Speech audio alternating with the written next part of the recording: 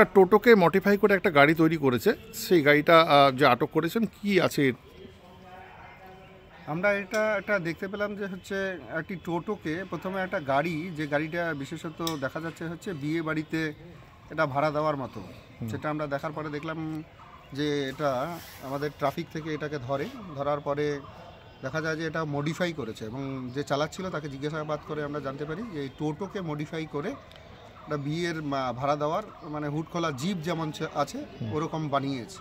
তো সেটা পারে না, কেন মডিফাই করতে গেলে যদি কিছু মডিফাই করতে হয় তাহলে প্রপার পারমিশন নিতে হবে, উইদাউট পারমিশনে এটা করতে পারে না।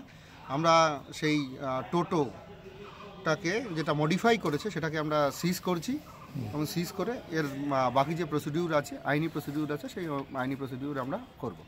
তবে এইভাবে কোনো মডিফাই কোথাও করতে পারবে না। এর আগেও আমরা করেছি, যে সমস্ত টোটো বা যে কোনো গাড়ি কোনো মডিফাই করতে গেলে তার পারমিশন দরকার আছে, এমভিআই থেকে তাকে আগে পারমিশন নিতে হবে, পারমিশন নিয়েই তারপরে করতে পারবে। যদি পারমিশন দেয়, জেনারেলি পারমিশন হয় না, তবু কিছু কিছু যদি পারমিশন হয় তা সেগুলো করতে পারে। এই ব্যাপারে কেউ গ্রেপ্তার হয়েছে? না, এই ব্যাপারে আমরা এটা যেহেতু মডিফাই করেছে, এটা আমরা সিজ করলাম, এটা কে মালিক আছে সেটা আমরা দেখছি, দেখে অ্যাজ পার রুল যেটাই হবে ল, আমরা সেই অনুযায়ী প্রসিকিউশন হোক বা কেস যেটাই আছে আমরা সেটা করব।